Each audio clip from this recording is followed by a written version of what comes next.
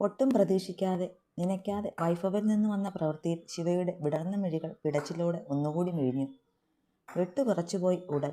കൈകൾ അവനെ തള്ളാനായി തുടങ്ങിയതും അവന്റെ കൈകൾ അവളുടെ ഉടലിനെ അത്രയും ബലമായി ചുറ്റിപ്പിടിച്ചിരുന്നു. കാറ്റുപോലും കടക്കാനാവാതെ അവളെ ചേർത്ത് പിടിക്കുന്നതിനൊപ്പം പെണ്ണിന്റെ ചുണ്ടുകളെ മാറി മാറി നുണഞ്ഞു വൈഭവ്. ആദ്യമായി അറിയുന്ന അവളുടെ പാലിതളുകളുടെ മധുരം അവൻ നാവിനാൽ വലിച്ചെടുത്തതും ശിവ പെരുവിരലിൽ പൊങ്ങിപ്പോയി. അത്രത്തോളം ഹാരം അവൻ ആ ചുംബനത്തിലൂടെ അവൾക്ക് പകർന്നിരുന്നു. വൈഭവിന്റെ ഷർട്ടിന്റെ കോളറിലുള്ള അവളുടെ പിടി മുറുകി. അതവന്റെ സിരകളിൽ പ്രണയവും.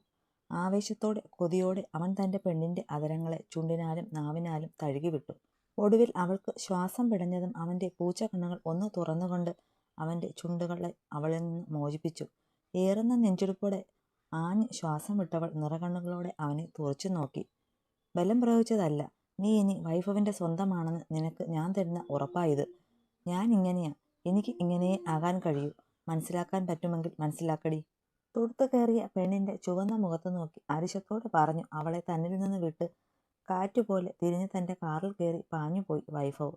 അപ്പോൾ നിന്നിടത്ത് നിന്ന് ഒന്നനങ്ങാൻ പോലും ആവാതെ എന്താ നടന്നതെന്ന അമ്പരപ്പിൽ ഒരേ നിൽപ്പിൽ നിന്ന് പോയിരുന്നു ശിവ.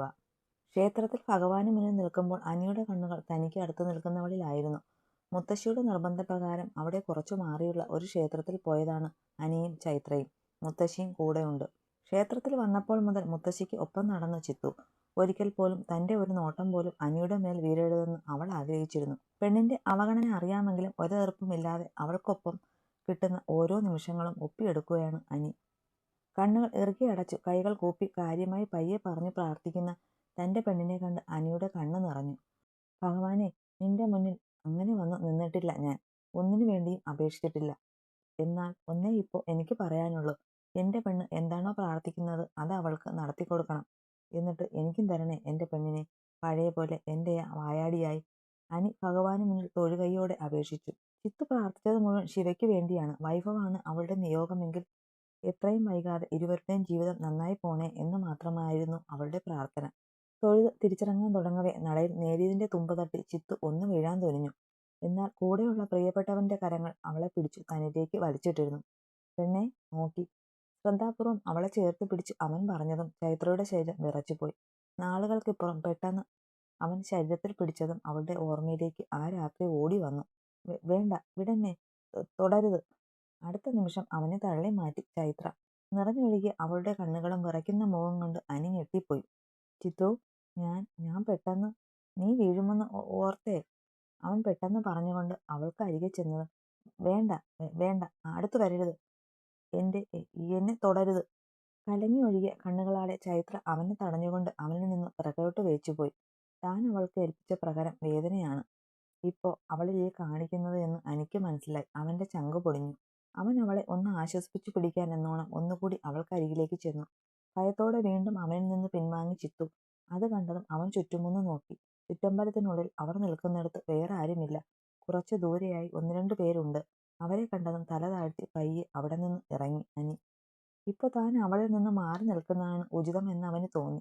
അവൻ പോയതും സാരിത്തുമ്പിൽ വാ പൊത്തി ഏന്തി വന്ന കരച്ചിലിനെ പുറത്തു വിട്ടുകൊണ്ട് ചിത്തു അവിടെ ഒരു തിട്ടയിലേക്ക് ഇരുന്ന് കരഞ്ഞു. പെട്ടെന്നാണ് മോളെ എന്ന് വിളിച്ച് അവളുടെ തോളിൽ ഒരു സ്പർശം അവൾ അറിഞ്ഞത്.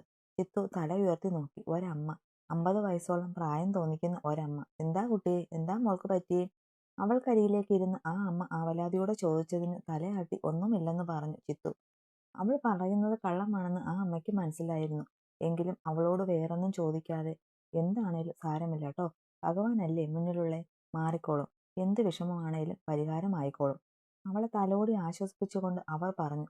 ചിത്തു ഒന്നും മിണ്ടാതെ ആ അമ്മയുടെ ഓരം ചേർന്നിരുന്നു. എന്തോ അവരുടെ സാന്നിധ്യം അപ്പോൾ അവൾക്ക് വല്ലാത്ത ആശ്വാസമേകി. എത്ര നേരമെന്നറിയാതെ ചിത്തു ആ സ്ത്രീക്കൊപ്പം ഇരുന്നു.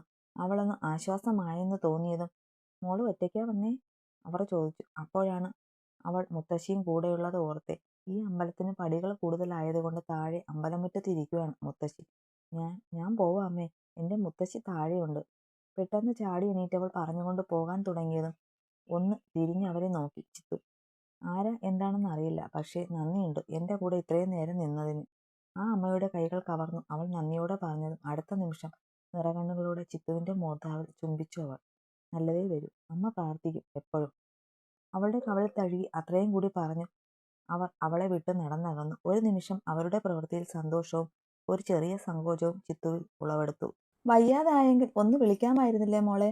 കുറെ നേരമായിട്ട് നിന്നെ കാണാതെ ഇരുന്നപ്പോൾ ഞാൻ പറഞ്ഞതാ ഇവനോട് ഒന്ന് പോയി തിരക്കാൻ.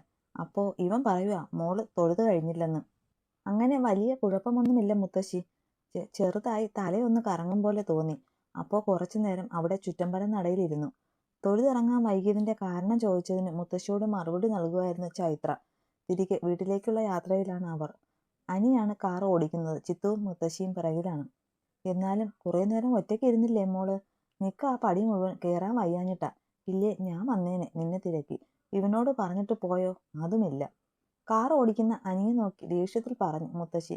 കാർ ഓടിക്കുന്നതിനിടയിൽ റിയർ വ്യൂ മിററിൽ കൂടി അവനും പിറകിലേക്ക് ഒന്ന് നോക്കി. ആ ആളെ വഴക്ക് പറയണ്ട മുത്തശ്ശി. ഞാൻ ഒറ്റയ്ക്കായിരുന്നില്ല, ഒരമ്മയും ഉണ്ടായിരുന്നു എനിക്ക് കൂട്ടായിട്ട്. അമ്മയോ? ആര്? അറിയില്ല, ഏതോ ഒരമ്മ. എനിക്ക് വയ്യെന്ന് കണ്ടപ്പോൾ ഓടി വന്നു. തിരികെ പോരും വരെ എന്നെ പിടിച്ചോണ്ട് കൂടെ ഇരുന്നു. എന്തോ ആ അമ്മയ്ക്കൊപ്പം ഇരുന്നപ്പോൾ വല്ലാത്ത ആശ്വാസം തോന്നി. ആരാ എന്താണെന്നൊന്നും അറിയില്ല. പേരെന്താണെന്ന് പോലും ചോദിക്കാൻ മറന്നുപോയി. ചിത്തു ഇത്തിരി വിഷമത്തോടെ പറഞ്ഞു. സാരമില്ല മോളെ, ഇനിയും കാണുമ്പോൾ ചോദിക്കാം. ഭഗവാനെ തൊഴാൻ വന്നതല്ലേ. നമുക്കൊരു ചീത്ത സമയം വന്നപ്പോൾ നമ്മൾക്ക് എഴുന്ന ഭഗവാൻ തന്നെ വിട്ടതാവും അവരെ. പിന്നെ നമുക്ക് കാണാനുള്ളവർ ആണെങ്കിൽ ആ അമ്മ ഇനിയും നിന്റെ മുന്നിൽ വരും, വിഷമിക്കാതെ. ചിത്തുവിന്റെ നെറുകയിൽ തലോടി ആശ്വസിപ്പിച്ച് മുത്തശ്ശി പറഞ്ഞതും അവളൊന്ന് ചിരിച്ചു. അപ്പോൾ അവളുടെ മനസ്സിൽ ആ സ്ത്രീ തന്നെയായിരുന്നു അവൾക്ക് ഒരുപാട് മുഖം പരിചയം തോന്നിയ ആ അമ്മ. മുഖത്തേക്കടിച്ച കാറിന്റെ വെട്ടം വലത് കൈ പൊക്കി തടഞ്ഞു ശിവ. ഇരുട്ട് വീണു തുടങ്ങിയ ആ സമയത്ത് തന്റെ വീടിനു മുന്നിൽ നിൽക്കുന്ന അവളെ കണ്ട നടാക്ഷയിലും ഒരു അമ്പരപ്പുണ്ടായി. What surprise! മാണിക്യമംഗലത്തെ മരുമകൾ ശിവാമിയല്ലേ ഇത്? കാറിൽ നിന്നിറങ്ങി ശിവയ്ക്കടുത്തേക്ക് നടന്നുകൊണ്ട് ചിരിയോടെ നടാക്ഷ ചോദിച്ചു. ശിവ ഒന്നും മിണ്ടാതെ അവളെ ഒന്ന് നോക്കി. നടാക്ഷയുടെ വില്ലയ്ക്ക് മുന്നിൽ വെയിറ്റ് ചെയ്യുകയായിരുന്നു ശിവ. പുറത്തെ വാച്ച്മാൻ പറഞ്ഞു കുറെ നേരമായി ഒരു പെൺകുട്ടി എന്നെ കാണാനായി വീട്ടുമുറ്റത്ത് വെയിറ്റ് ചെയ്യുന്നുവെന്ന്. പക്ഷേ അത് താനാകുമെന്ന് ഞാൻ ഓർത്തില്ല. ആവശ്യം എന്റേതാകുമ്പോൾ വന്നു കണ്ടല്ലേ മതിയാകൂ. നടാക്ഷയുടെ ചോദ്യത്തിന് ഗൗരവത്തിൽ ശിവ മറുപടി നൽകിയതും വൈഭവ് വർമ്മയുടെ ഭാര്യ ശിവാമി വൈഭവ് എന്നെ തേടി വരുമെന്ന് എനിക്കറിയാമായിരുന്നു. കള്ളച്ചിരിയോടെ തന്റെ മുന്നിൽ നിൽക്കുന്ന ശിവയെ നോക്കി നടാക്ഷ പറഞ്ഞു. എന്നിട്ട് വാതിൽ തുറന്ന് വീടിനകത്തേക്ക് കയറിയവൾ. നീ ആരാ? നിനക്കും എന്റെ ഭർത്താവിനും തമ്മിലുള്ള ബന്ധമെന്താ? ഉണ്ണിയേട്ടൻ പറയാതെ തന്നെ അന്ന് റിസപ്ഷന് നീ എന്നെ രക്ഷിച്ചതെന്തിനാ? ചോദ്യങ്ങളുടെ കെട്ട് ഇറക്കി വിട്ട് ശിവ അവൾക്ക് പിറകെ ചെന്നു. അയ്യോ, ഇങ്ങനെ ഒറ്റയടിക്ക് എല്ലാം കൂടി ചോദിച്ചാൽ എങ്ങനെയാടോ ശിവാമി ഞാൻ ആൻസർ പറയുന്നേ? നടാക്ഷ കളിയോടെ ചോദിച്ചു.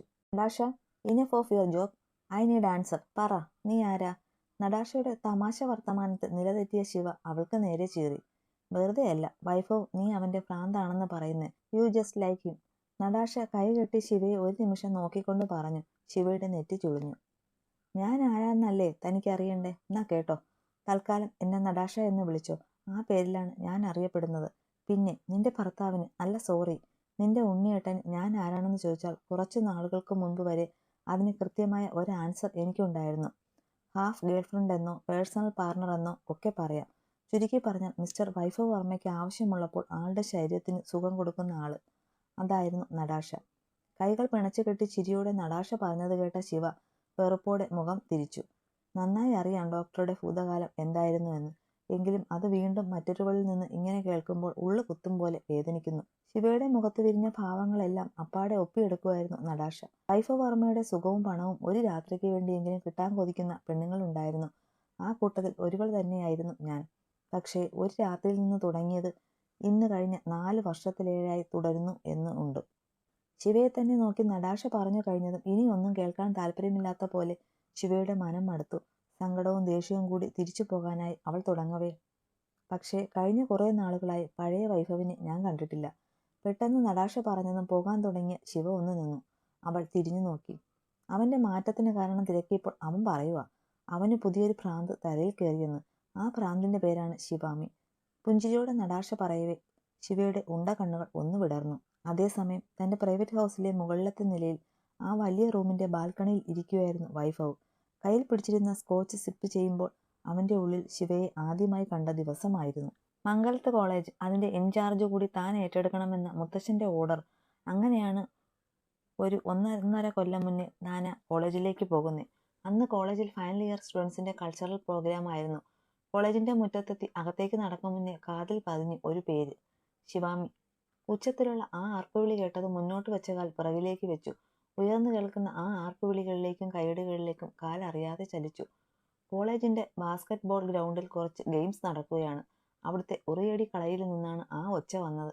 കൂട്ടം കൂടി നിന്ന സ്റ്റുഡൻസിനിടയിലേക്ക് കണ്ണുകൾ പാഞ്ഞതും ആദ്യം കണ്ണിൽ ഉടക്കിയത് പെണ്ണിന്റെ കാതിൽ കിടന്ന് കിലുങ്ങുന്ന സ്വർണ്ണ ജിമിക്കി കമ്മലിലായിരുന്നു. ഉറിയടിക്കാൻ അവൾ പൊങ്ങിച്ചാടുന്നതിനൊപ്പം ആ ജിമിക്കി കമ്മലുകളും കുലുങ്ങി. പെണ്ണിനെ ഒപ്പം കാണാൻ ആവേശം തോന്നി എത്തി നോക്കി. അപ്പോൾ കണ്ടു, ഇരു കൈകൾ കൊണ്ടും കമ്പിൽ മുറുകെ പിടിച്ച് ഉറിയടിക്കാനായി ആവേശത്തോടെ ചാടിത്തുള്ളുന്നവളെ. അവളുടെ നുണക്കുഴി കവിളുകൾ നിറഞ്ഞു ചിരിക്കുന്നുണ്ട്. അത് കണ്ടതും അറിയാതെ അവന്റെ ചുണ്ടും ഒന്ന് വിടർന്നുപോയി. കണ്ണുകൾ കറുത്ത തുണി കൊണ്ട് മറച്ചതിനാൽ ആ മുഖത്തെ മിഴികൾ കണ്ടില്ല. കണ്ണുകൾ അവളിലൂടെ ഓടി നടന്നതും പെണ്ണ് ഉടുത്തിരുന്ന സാരി കണ്ട് ഒന്ന് ഞെട്ടി. പച്ച ബോർഡർ വരുന്ന പഴം മഞ്ഞ കളർ സാരിയാണ് ഉടുത്തിരിക്കുന്നത്. സാരിത്തുമ്പ് എളിയിൽ കുത്തിയിട്ടുണ്ട്. ആ സാരി അത് പണ്ട് അമ്മ ഉടുത്ത് കണ്ടിട്ടുണ്ട് എന്നത് അതിശയത്തോടെ ഓർത്തു അവൻ. പെട്ടെന്ന് ഉറി പൊട്ടിക്കാൻ അവൾ നന്നായി ഒന്ന് ചാടി പൊങ്ങിയതും സാരിയുടെ തുമ്പിൽ തട്ടി പെണ്ണ് മുന്നോട്ടാഞ്ഞു. അവൾക്ക് മുന്നിൽ നിന്ന പയ്യന്മാർ കളിക്ക് മാറിക്കൊടുത്തതും പെണ്ണ് വന്നു വീണത് എൻ്റെ മേലായിരുന്നു.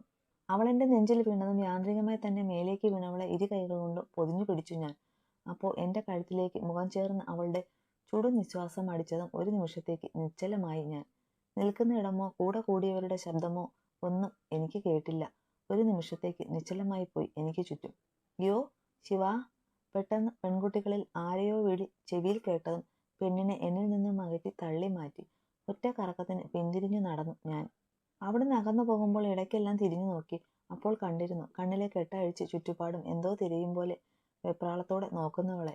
അവളുടെ ഉണ്ട കണ്ണുകൾ വിടരുന്നത് അന്ന് ആദ്യം കണ്ടത്. ആ കണ്ണുകളുടെ കാന്തിക വലയം ആയിരുന്നോന്ന് എനിക്കറിയില്ല.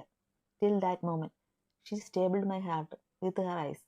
അവിടെയായിരുന്നു തുടങ്ങിയത്. പിന്നെ അവൾ ആരാണെന്നും അവളുടെ ബാക്ക്ഗ്രൗണ്ട് അറിയാനും വല്ലാത്ത വ്യഗ്രതയായിരുന്നു. അങ്ങനെ കണ്ടുപിടിച്ചു. Final year MBA student, class topper, college rank holder Shivami Sethumadhavan. Single പേരൻ്റായ അച്ഛൻ്റെ മിടുക്കിയായ ഒരേ ഒരു മകൾ. എല്ലാത്തിനുമുപരി നട്ടലുള്ള ഒരു ഒന്നൊന്നര പെൺ. കൂടുതൽ ആഴത്തിൽ അറിഞ്ഞതും വല്ലാത്തൊരു മത്ത് തോന്നി അവളോട്. ഇന്നേ വരെ കണ്ടതും അറിഞ്ഞതുമായ പെണ്ണുങ്ങളിൽ നിന്നുമെല്ലാം വ്യത്യസ്തമായ ഒരുത്തി. പിന്നീട് അങ്ങോട്ട് അവളെ കാണുന്നത് തന്നെയാക്കി കോളേജ് വിസിറ്റ്. ദൂരത്തു നിന്നും കാണുന്ന ആ ഉണ്ടക്കണ്ണുകളും നുണക്കുഴികളും എല്ലാം എൻ്റെ ഉറക്കം കളയാൻ തുടങ്ങി. ആദ്യ കാഴ്ചയിലെ അട്രാക്ഷൻ എന്നതിനുപരി അവളെ വേണമെന്ന് തോന്നി തുടങ്ങി. പിന്നെ ഞാൻ കാണുന്ന പെണ്ണുങ്ങളിലെല്ലാം അവളെ തിരഞ്ഞു. എന്നിലേക്ക് വരുന്ന ഒരു പെണ്ണിലും ഞാൻ സാറ്റിസ്ഫൈഡ് ആയില്ല. അവൾ മാത്രമായിരുന്നു ഉള്ളിൽ, ആ ഉണ്ടക്കണ്ണി. നടാഷ പറഞ്ഞതൊക്കെ കേട്ട് വിശ്വസിക്കാനാവാതെ ഇരുന്നു ശിവ. അവളുടെ കണ്ണുകളിൽ നീർത്തിളക്കം രൂപപ്പെട്ടു. അത് സന്തോഷമാണോ അതോ ഞെട്ടലാണോ എന്ന് അവൾക്ക് തീരുമാനിക്കാനായില്ല. അവൾ അവിശ്വസനീയമായ കണ്ണുകളോടെ നടാഷയെ നോക്കി. നോട്ടത്തിന്റെ അർത്ഥം മനസ്സിലായി ശിവാമി. ഒരു പെണ്ണിനാൽ മുറിവേറ്റവനാ വൈഭവ്. അപ്പോൾ പെട്ടെന്നൊരു കാഴ്ചയിൽ മറ്റൊരു പെണ്ണിനോട് കണ്ടപാടെ പ്രണയം വരില്ല എന്നല്ലേ? നിന്നോട് തോന്നിയ മോഹം അത് പിന്നീട് അവനെ മറ്റുള്ളവരുടെ തേടി പോകുന്നതിൽ നിന്ന് അകറ്റി. അവന് കമ്പാനിയനായി വന്ന ഒരാളിലും അവന് തൃപ്തി വന്നില്ല. ഈവൻ എന്നെ വരെ വൈഭവ് ഇഗ്നോർ ചെയ്തു തുടങ്ങി. അങ്ങനെ അവൻ്റെ മാറ്റങ്ങൾ കണ്ടാണ് ഞാൻ കാര്യം ചോദിച്ചേ. എന്നോട് പറയാതെ ഒരുപാട് ഒഴിഞ്ഞു മാറ്റങ്ങൾക്കൊടുവിൽ ഒരു ദിവസം അവൻ പറഞ്ഞു തന്നെപ്പറ്റി. നടാഷ പറഞ്ഞു നിർത്തി. നടാഷ, പക്ഷേ ഒന്ന് ചോദിക്കട്ടെ, ഉണ്ണിയേട്ടൻ ഞങ്ങളുടെ വിവാഹം കഴിഞ്ഞ രാത്രി തന്നെ കണ്ടിരുന്നോ? ഇവിടെ ഈ വീട്ടിൽ താൻ വന്നിരുന്നോ? ശിവ ചാടി എഴുന്നേറ്റ് നടാശയ്ക്ക് മുന്നിൽ വന്നു നിന്ന് ചോദിച്ചതും നടാഷ ഒന്ന് ചിരിച്ചു. സിദ്ധു പറഞ്ഞതാവും അല്ലേ? ചിരിയോടെ അവൾ ചോദിച്ചതും ശിവ തല അതേ എന്നൊന്ന് ആട്ടി. സിദ്ധാർത്ഥിന് പണ്ടേ ഞാൻ കണ്ണിലെ കരടാ. എന്നെ വൈഭവിൽ നിന്ന് അകറ്റാൻ ഒരുപാട് നോക്കിയിട്ടുണ്ട്. അത് നിങ്ങളുടെ കല്യാണം കഴിഞ്ഞ രാത്രി വൈഭവ് എന്നെ വിളിച്ചിരുന്നു. വല്ലാത്തൊരു ദേഷ്യത്തിലായിരുന്നു അവൻ എന്ന്. ആ ചെക്കൻ തന്നോടൊന്നും പറഞ്ഞിട്ടുണ്ടാവില്ലെന്ന് അപ്പോഴേ എനിക്ക് തോന്നി. പിന്നെ അവൻ്റെ സ്വഭാവത്തിന് ഉടനെ ഒന്നും തന്നോട് സത്യങ്ങൾ പറയില്ലെന്നും ഞാൻ ഊഹിച്ചു. എന്നെ കാണണം സംസാരിക്കണമെന്ന് പറഞ്ഞപ്പോൾ ഞാൻ വില്ലയിൽ ചെന്നു. ഞാൻ ചെല്ലുമ്പോഴേ അവൻ നല്ല ഫിറ്റായിരുന്നു. നിന്നെ കുറേ ചീത്തയും പറഞ്ഞ് ഇവിടെ സോഫയിൽ ഇരുന്നവനെ പിടിച്ചു പൊക്കി റൂമിൽ കൊണ്ടിരുത്തിയത് ഞാനാ. മുറിയിലേക്ക് കയറി ബെഡിലേക്ക് മറിഞ്ഞു വീഴും വഴി വൈഭവിൻ്റെ കയ്യിലിരുന്ന മദ്യക്കുപ്പി കമഴ്ന്നു. അതെല്ലാം കൂടെ എൻ്റെ ദേഹത്തേക്ക് വീണു. അവനെ ബെഡിൽ കിടത്തിയിട്ട് ഇട്ടിരുന്ന ഡ്രസ്സെല്ലാം മാറി മെഷീനിലിട്ട് കഴുകി. അത് ഉണങ്ങാൻ സോഫയിൽ ഇട്ടിട്ട് വൈഭവിൻ്റെ പഴയ ഒരു ഷർട്ട് എടുത്തിട്ട് ഞാൻ നിന്നപ്പോഴാ സിദ്ധു വരുന്നേ. എന്നെ ആ കോലത്തിൽ കണ്ട സിദ്ധു ടെമ്പർ തെറ്റി. എന്നിട്ട് എന്നെ 4 തെറിയും പറഞ്ഞു. ഞാനും വിട്ടുകൊടുത്തില്ല കേട്ടോ. സിദ്ധുവിനെ നല്ലോണം മൂപ്പിച്ചു ഞാനും. ചിരിയോടെ കൂസലില്ലാതെ പറയുന്നവളെ ഞെട്ടലോടെ നോക്കി ശിവ. മുന്നിൽ നിൽക്കുന്നവളെ കാണെ അത്ഭുതം തോന്നി അവൾക്ക്. അതിലുപരി അവളിൽ നിന്നറിഞ്ഞ കാര്യങ്ങൾ. താൻ ഉള്ളുകൊണ്ട് ഒരു 100 ആവർത്തി പ്രാർത്ഥിച്ചതാണിത്. ഓരോ തവണ അടി കൂടുമ്പോൾ ഡോക്ടറുടെ വായിൽ നിന്ന് വരുന്ന വാക്ക്, ഞാനൊന്ന് മനസ്സ് വിചാരിച്ചാൽ എത്ര പെണ്ണുങ്ങൾ വേണേലും ഈ വൈഭവിനൊപ്പം വരും എന്നത്. അപ്പോഴൊക്കെ അതിനുള്ള മറുപടി കൊടുക്കുമ്പോഴും ഉള്ളിൽ എവിടെയോ ആഗ്രഹിച്ചിരുന്നു, ഒന്നും സത്യമാകല്ലേ എന്ന്. എന്നെ വിട്ട് മറ്റൊരുവളെ തേടി ആ മനുഷ്യൻ പോകല്ലേ എന്ന്. ശിവയ്ക്ക് ഉള്ളു തുറന്നൊരു സന്തോഷം തോന്നി. നെഞ്ചിടിപ്പ് അതിവേഗത്തിലായി. ഉള്ളു മുഴുവൻ തൻ്റെ പൂച്ച കണ്ണൻ നിറഞ്ഞു. കാണാൻ തോന്നി ആ തെമ്മാടിയെ. ശിവാമി ചോദിച്ചില്ലേ, നിന്റെ ഡോക്ടർ പറയാതെ നിന്നെ ഞാൻ അന്ന് രക്ഷിച്ചത് എന്തിനാണെന്ന്? അതിന് ഒറ്റ ഉത്തരമേ ഉള്ളൂ, എനിക്ക് നിന്നെ ഇഷ്ടമായി ശിവാമി. വൈഭവിനെ മാറ്റിയെടുത്തവളാണ് നീ. പെണ്ണിന്റെ ശരീരം കൊണ്ട് മാത്രം സ്നേഹിച്ചവന്റെ ഉള്ളിലെ മുറിപ്പാട് തൂത്തു. അവനെ മാറ്റിയെടുത്തു. അവന്റെ ഉള്ളിൽ പ്രണയം നിറച്ചവൾ. സോ നീ ആർക്കു മുന്നിലും തലകുനിക്കരുത് എന്ന് എനിക്ക് തോന്നി. ശിവയുടെ കൈകളിൽ പിടിച്ച് നടാശ പറയവേ അടുത്ത നിമിഷം പൊങ്ങി വന്ന സന്തോഷത്തിൽ അവളെ ഇറുകി പുണർന്നു ശിവ. എന്നിട്ട് തിരിഞ്ഞ് പുറത്തേക്ക് ഓടി. മുന്നിൽ അലയടിക്കുന്ന തിരമാലകളെ കണ്ടുകൊണ്ട് ബാൽക്കണിയിലൂടെ റെയിലിങ്ങിൽ പിടിച്ചു നിൽക്കവേ പെട്ടെന്ന് ആരോ വരുന്ന ശബ്ദം കേട്ട് വൈഭവ് തിരിഞ്ഞു നോക്കി. അപ്പോൾ കണ്ടു ഓടിക്കിതച്ച് തനിക്ക് പിറകിലായി വന്നു നിൽക്കുന്നവളെ. നീയോ? നീ എന്താ പെണ്ണിനെ കണ്ടു അവൻ ചോദിച്ചു തീരും മുന്നേ ശിവയുടെ വലത് കൈ അവന്റെ കവളിൽ പതിഞ്ഞു.